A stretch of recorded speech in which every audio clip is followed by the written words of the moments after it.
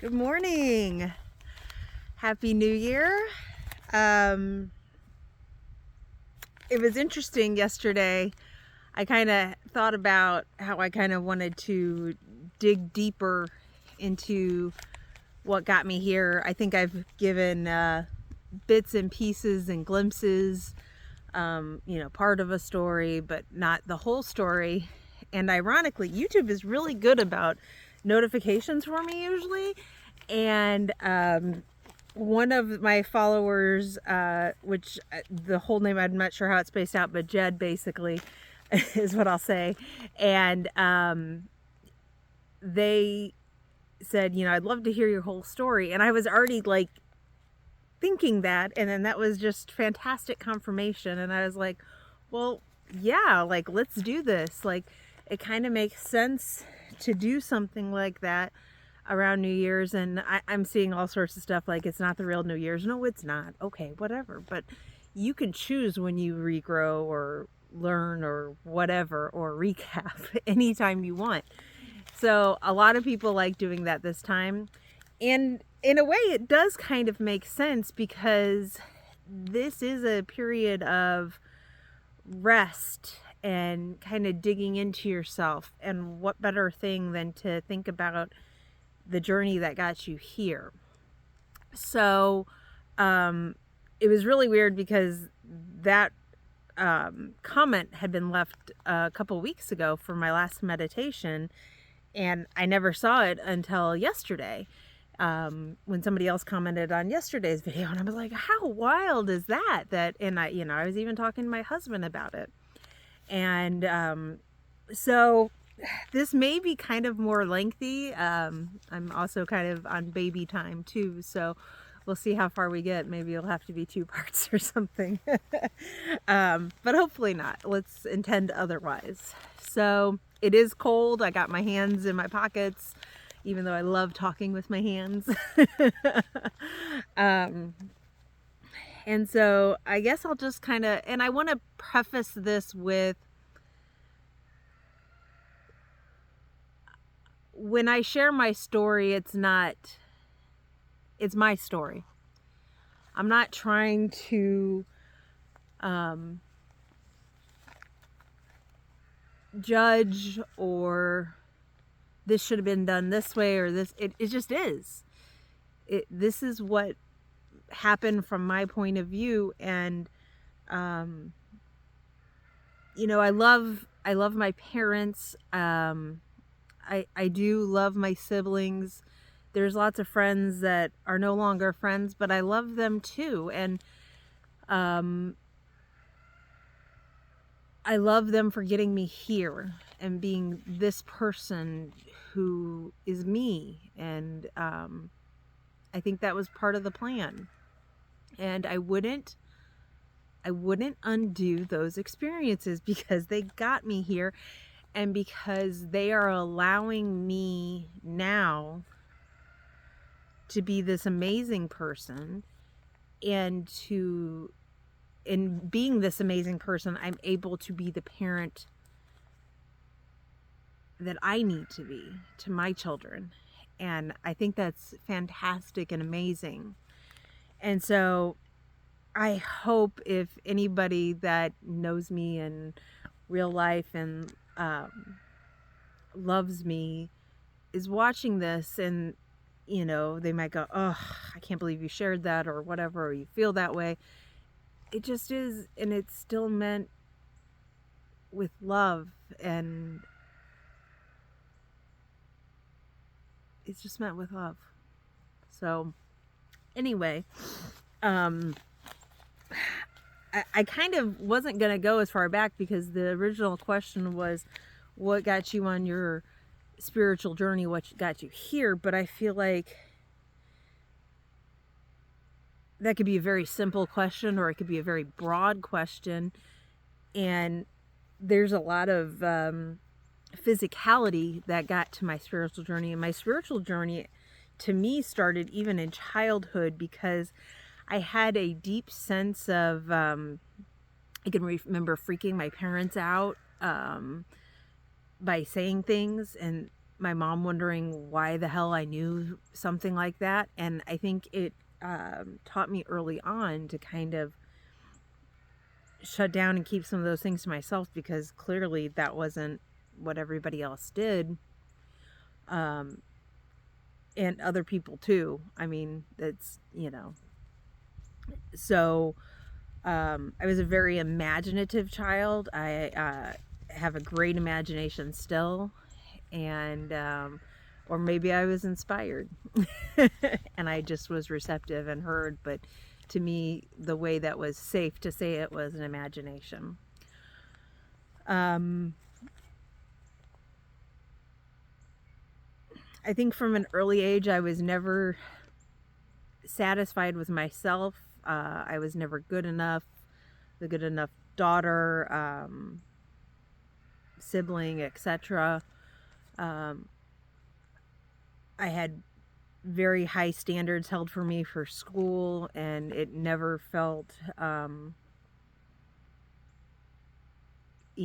never felt like it was enough. And I had a lot of pressure that I put on myself in school socially. And I always felt just different and out of place, but I would desperately try to fit in, desperately try to have as many friends as possible, and yet was always just kind of the weird, uncomfortable kid.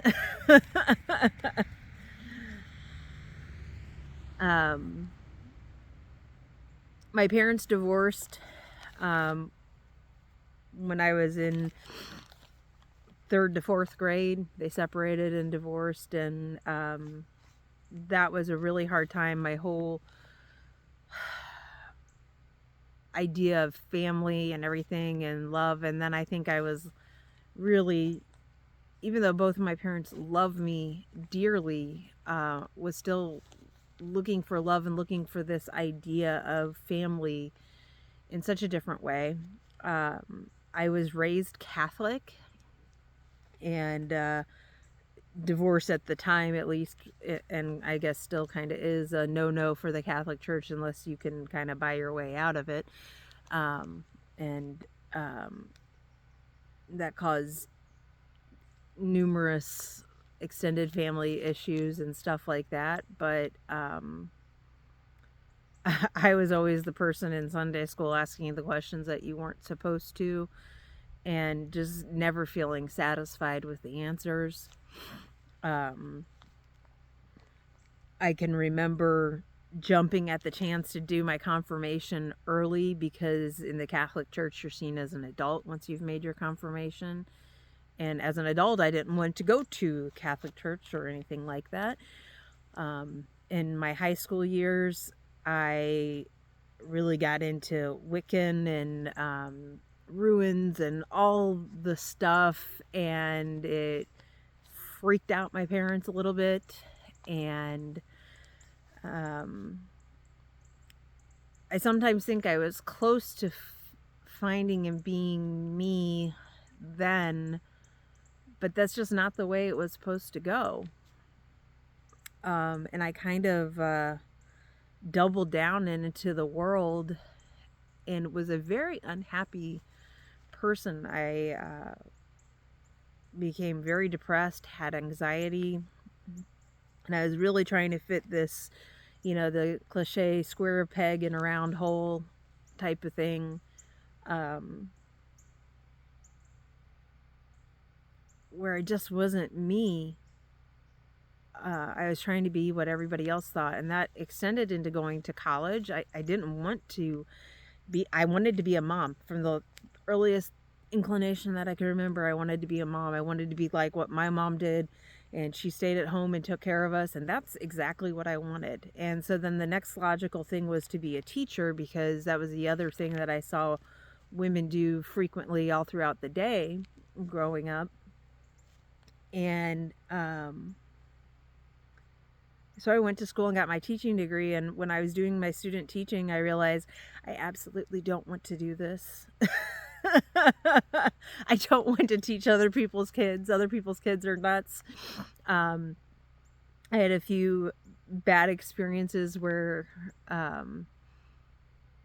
the administration didn't support and back up the teachers. They were really, there's no accountability for the students. And I was just kind of like, no, I'm not doing this for the next whatever years.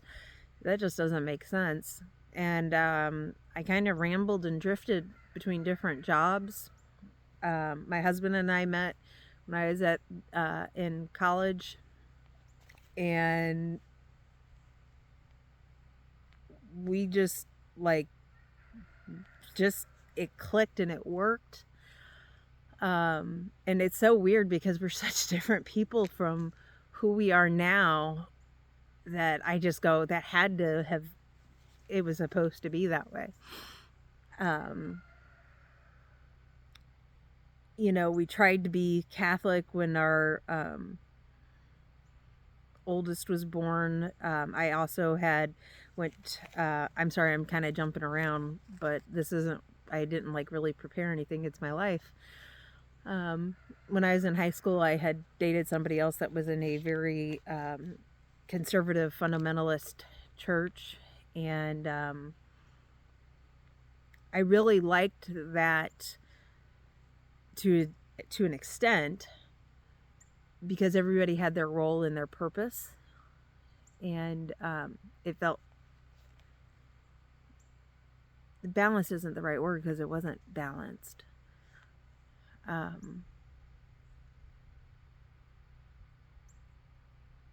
It felt satisfying in the sense that everybody had their role and purpose, but it was so unbalanced that it didn't feel right either. And my husband was also raised Catholic, and when we got married, we didn't really care. We just got married outside in a gazebo, and it was a beautiful, very hot day in August. And you know, it didn't matter. But when we had our oldest daughter, kind of felt the need to do something. And when she was a little bit older, that she was not a baby, because I wrestled with it. I didn't want to raise somebody with ideas that I perceived as wrong, but I also didn't want to raise her with nothing. And so we kind of wrestled and tackled with that, and finally we decided, well, we're just going to do it. And that meant we had to get married again, and we had to get married in the Catholic Church. And so we had to do some classes with priests and stuff like that. And thankfully the universe delivered a really awesome priest. And I was very honest and candid with him, and he was completely okay. I said, if you're, you know, I've read the Bible, and if you're going to baptize somebody, they're supposed to be immersed in water and everything. And he was completely on par. And I told him I shouldn't have to confess my sins to you. I said, that's between me and God. I don't need a middleman. I can talk to God anytime. I don't need you to talk to God for me. And he was really great. And unfortunately, right before we got married again and our daughter was baptized, he got shifted to another parish. And the new priest didn't understand at all and thought I was probably crazy, and didn't know my place probably too. And so we still went ahead with everything, but it was hard. And again, still being that round peg or square peg in a round hole. When I had been pregnant, you know, everything I had wanted was to be a mother. And everything about my first pregnancy went against my instincts.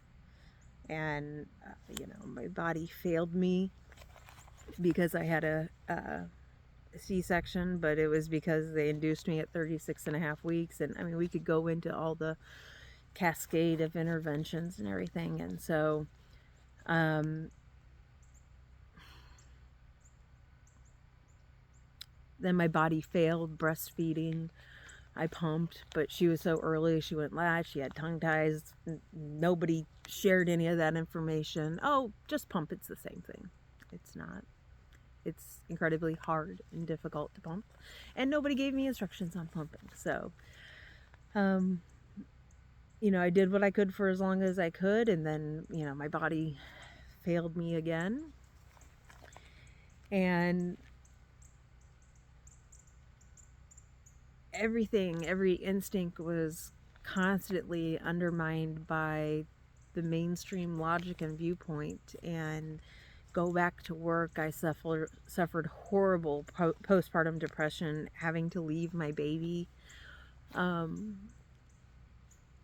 I just became this person that was suffering. And eventually, I got sick. I got better. I went back to work and had gastric bypass done. And the thing about gastric bypass and the thing about food is just as addictive as anything else. And it's probably even harder because you actually have to eat. And so I had a very unhealthy relationship with food, and food was also often comfort and love. And had gastric bypass, but it didn't take care of all of those issues. And my body had always been in pain for a long time, and they always said it was because I was fat and overweight. So, okay, it's because I'm fat and overweight. That's fine. And then I wasn't fat and overweight anymore. I was pretty thin. I went from about 330 some odd pounds to 200 in a year. And you couldn't say that it was because of my weight anymore. Well, then it was because I had fibromyalgia, and then it was, here, take some pills. These will take care of the pain. Well, those stopped working. Take some more pills. Take some more. Take some more. And you're going, Katie, what does this have to do with spirituality? But I guess I'm imparting this because if you're physically not being yourself, the universe, your higher self, will make you slow down and take accounting of your life. Illness will make you slow down and think about your life. And my illness at that time, and overcoming that addiction and that path,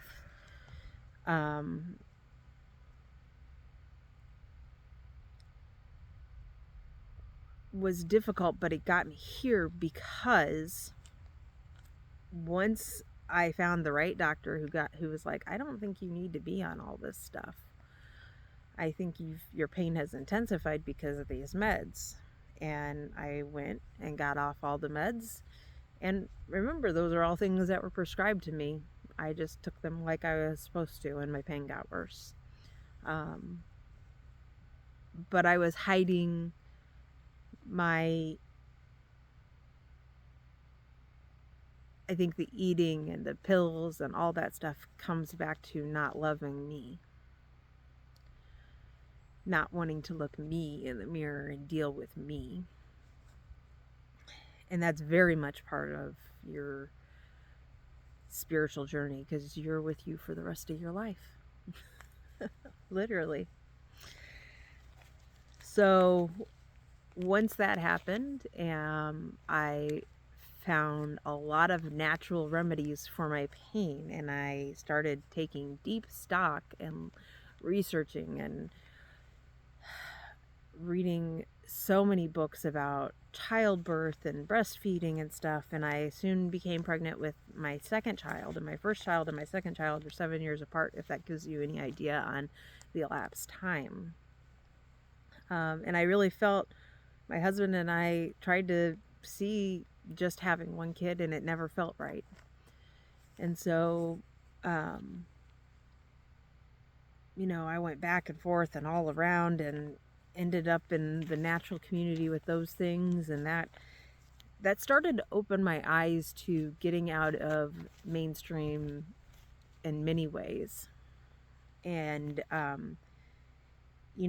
part of spirituality and growth to me is breaking down the programming and the things that we're told we need to do and we should do, and following our instincts and our intuition and our gut. And that process of becoming more natural minded and those things, and finding things out for myself, really made that easier for my spiritual growth later.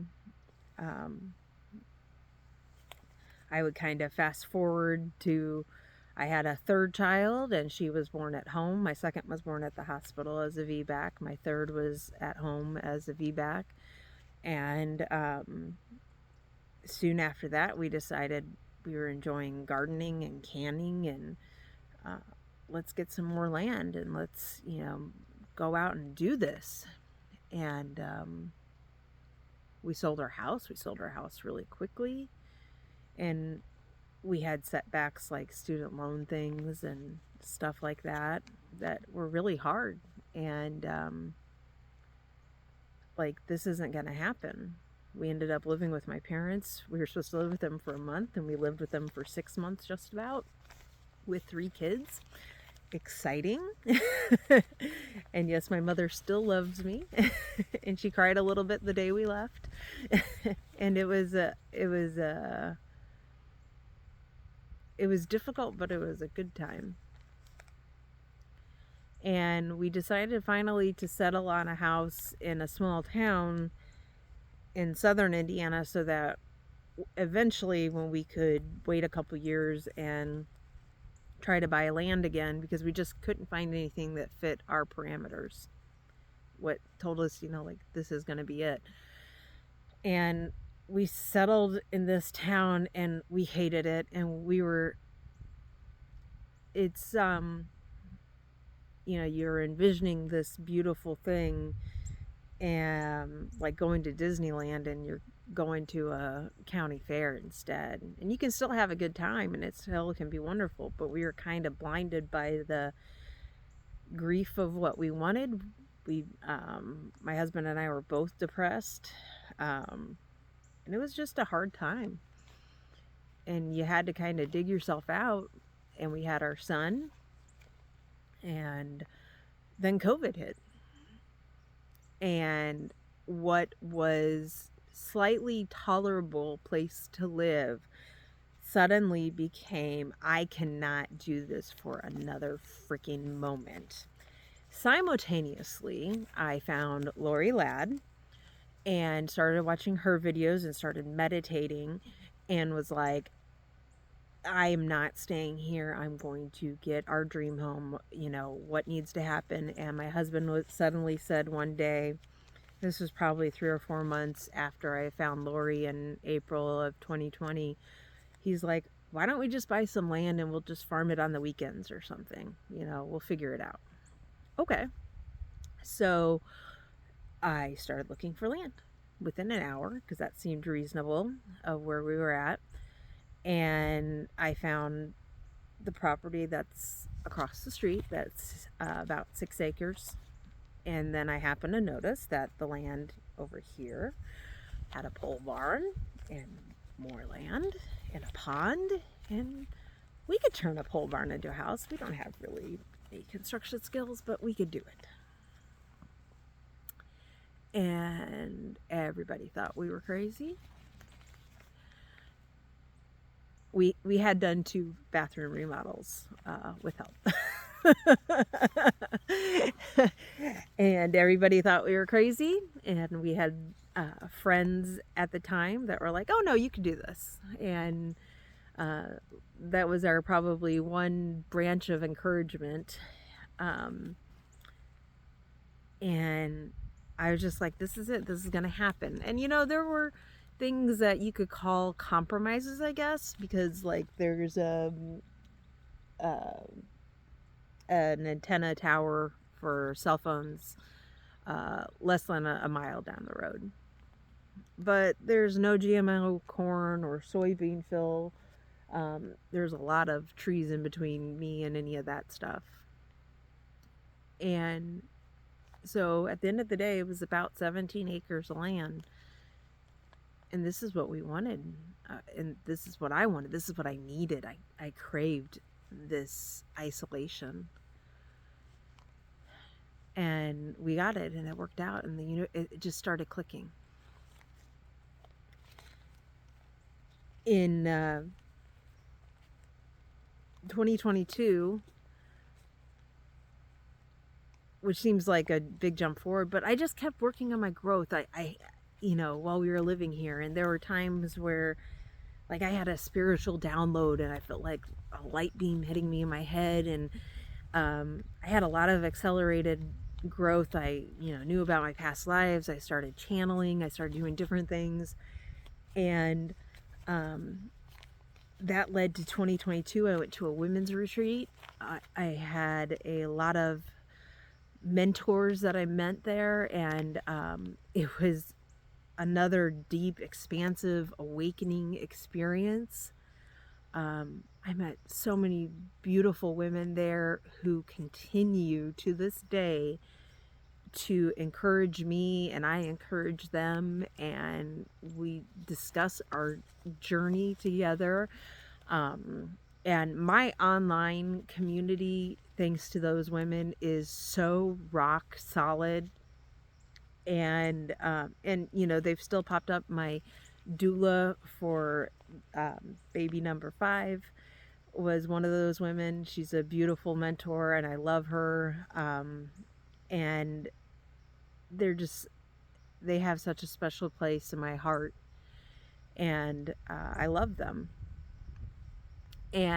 But I feel like after that moment, I saw how beautiful women could be to and for each other, and anything less than that wasn't gonna make the cut. And there were very wonderful people that we knew, but they just were not. They were in a different place, and that's okay. But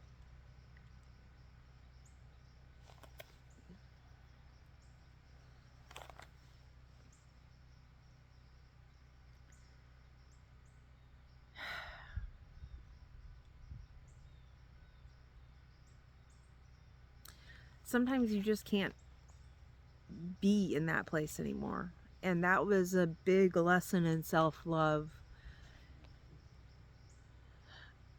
that you can love people so much, but you gotta love yourself too. And that those boundaries are needed and necessary to love yourself. And like I said earlier, I'm going to be with me for the rest of my life. I may not have my husband with me for the rest of my life. I may not have my kids with me for the rest of my life. But I will damn skizzy wake up every morning and look at myself in the mirror once I get a mirror in my bathroom. And I'm going to be with me. I'm in this body for this lifetime. And learning that love, and that if I let people just drift in and out,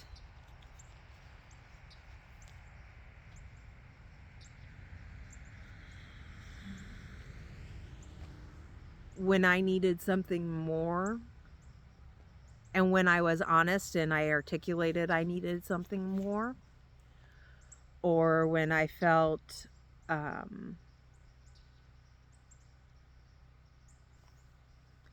when they're telling me what you're doing is not right and everything, and I'm like, well, that's great that you can think whatever you want, but I don't have to listen to it. Bye. That's okay. And for a long time I would tiptoe, and I gotta save this friendship, I gotta be loyal to this friendship. Frick, I gotta be loyal to me, because I'm with me forever. And I feel like one of my biggest things learning in this life is self-love, and the most beautiful thing now is imparting that to my children that need to love themselves.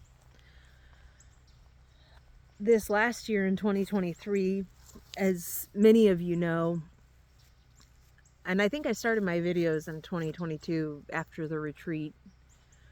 I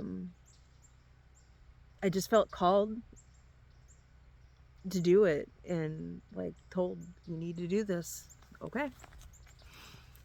So that's what I'm doing. And 2023, I had some beautiful Reiki work done by the woman that would eventually be my doula, and healed physically some things I think that needed to be healed, and spiritually got pregnant, and then got bit by a tick that literally changed my life. And that tick bite makes it so that I'm allergic to all mammal products currently.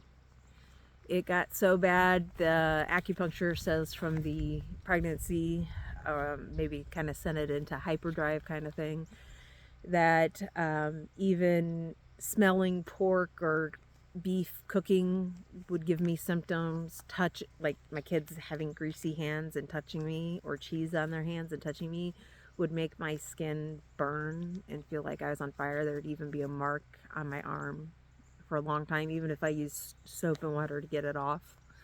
And we didn't find out about that until July. So there was a long time where I was really sick, and there were a lot of people that I thought I had found my tribe. I thought I had found this amazing group of people, and it was just all fantastic and wonderful, and then it wasn't. And that was hard, because not only can I not get out of bed, but I lost my support system. I lost all these friends, and you know, I guess part of the reason I shared my whole journey was because, you know, I had had moments that I thought were kind of rock bottom before, and it was a different kind of rock bottom. It was an emotional, spiritual, why is the universe doing this to me? How can it do this to me? And I was struggling. I got my diagnosis, and I was just like, what am I going to do now? I've got this baby coming. I have 4 other kids. My husband is doing everything. Our farm is, you know, fledging a little bit here because he's doing everything inside and outside. The kids are helping as much as they humanly can. And I literally can't get out of bed, and all these people that I thought were my support system are gone. And I feel abandoned by the universe. You know, why is this happening? And luckily, all of that work since 2020, meditating and spirituality, I knew I wasn't abandoned. I knew I wasn't alone.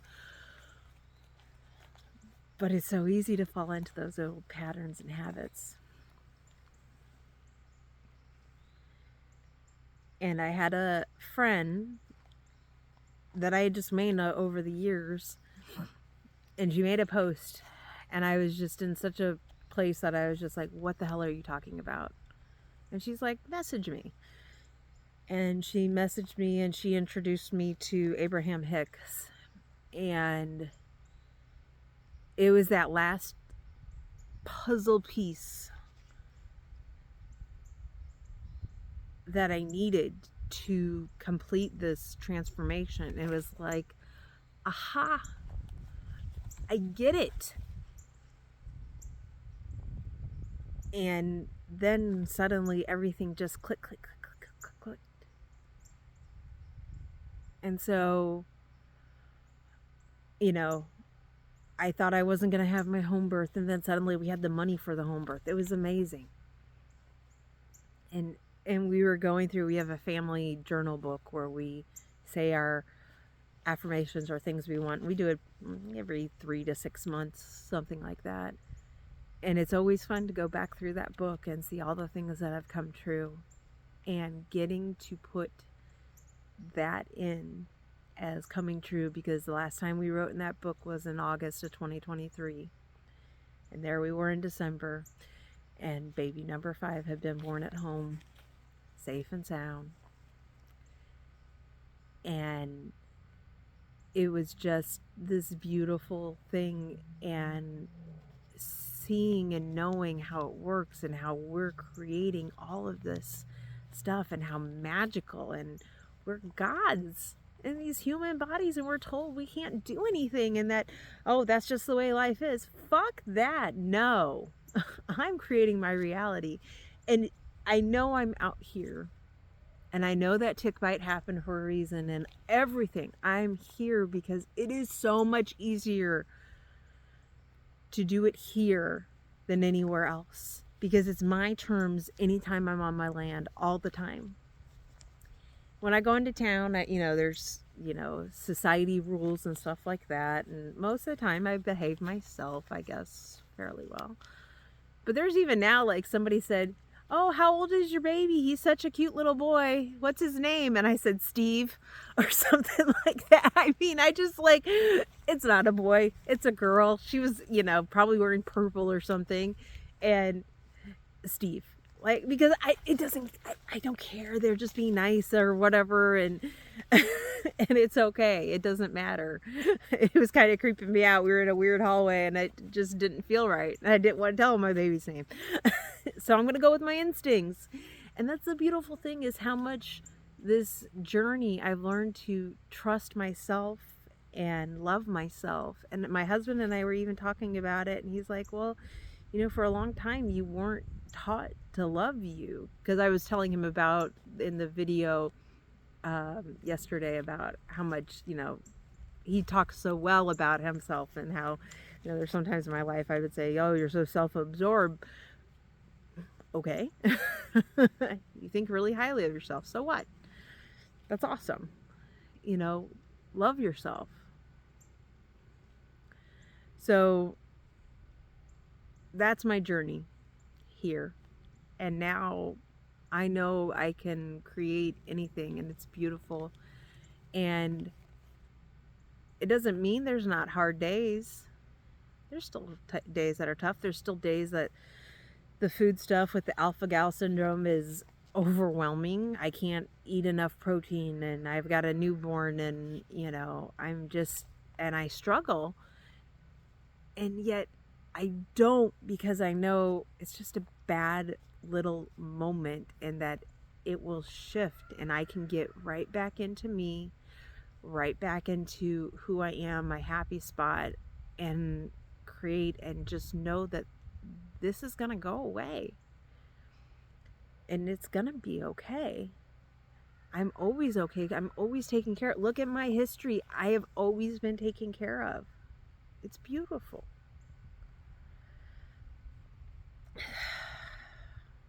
So I've been probably out here too long, and probably have a very upset baby, but that's my journey here. And it's a little bit of everything: spiritual, emotional, physical. And I'm grateful. And I'm really excited for the next part of the journey, where I get to let my kids in on all this beautiful secret of learning how to navigate in the world where we're taught not to trust ourselves, that we can't create, that we can't make, that we don't have magic. We have all those things. It's beautiful. And I'm just excited for this next step. I'm excited to someday be an old crone with lots and lots of grandchildren all around me, and imparting that secret to them too. So I hope you have a wonderful new year. I know 2024 is going to be an amazing year, and I'm like, just so, show me, universe, show me. All the rest of the stuff doesn't matter anymore. I love me. Let's step into this new year and just show me what you got. We're going to make a magnificent year. Have a great day, everyone.